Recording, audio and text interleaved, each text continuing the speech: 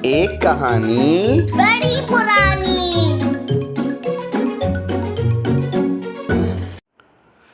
मुन्नी और भैया। मुन्नी तीसरी क्लास में पढ़ती है और भैया चौथी क्लास में। जब दोनों स्कूल से वापस आते हैं तो दोनों को बहुत भूख लगती है, बड़ी सख्त भूख। मुन्नी आते ही पहले बस्ता रखती है, फिर कपड़े बदलती है, फिर मुंह हाथ धोकर खाना खाती है। मगर भैया वो दौड़े दौड़े आते हैं, बस्ता कहीं पटखा और सीधे खाने वाले कमरे में पहुँचे और खाना शुरू कर दिया। फ़ौरन ही अम्मी की आवाज़ आती है, भैया हाथ धोए कि नहीं। मुन्नी हंसती है कि भैया कभी तो हाथ धोना याद रख लिया करो। भैया नाराज़ होते हैं मगर मुन्नी उन्हें छेड़ती रहती है।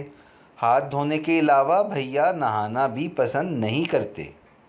मुन्नी कहती है कि भैया आज बारिश हो रही है, मौका अच्छा है, बारिश में खड़े हो जाओ, इसी बहाने मुंह धुल जाएगा।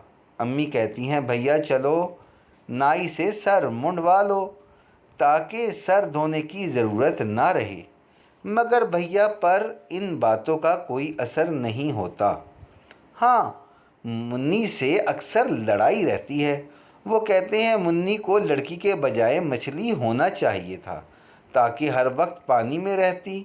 एक दिन क्या हुआ, जब भैया और मुन्नी स्कूल से वापस आए तो उन्होंने देखा कि उनके कमरे में एक बूढ़ी चिड़िया दबी सहमी बैठी है।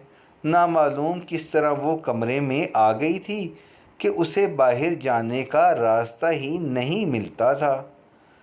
भैया ने खिड़कियां खोल दी और हुश हुश करके चिड़िया को उड़ाने लगे। चिड़िया छोटी थी और बहुत डरी हुई थी। भैया की हज़ार कोशिश के बावजूद उसे रास्ता नहीं मिल रहा था। उधर भैया को क्रिकेट खेलने जाना था। भैया ने सोचा मैं तो चला क्रिकेट खेलने, खिड़कियां दरवाज़े खोल देता हूँ, ये खुद ब खुद उड़ जाएगी। ये सोचकर भैया बल्ला संभाल कर चल दिए। पूरे 4 घंटे बाद वापस आए तो सबसे पहले चिड़िया को ढूंढा। बेचारी अब तक अलमारी के पीछे बैठी थी। भैया को ख्याल आया शायद ये भूखी है।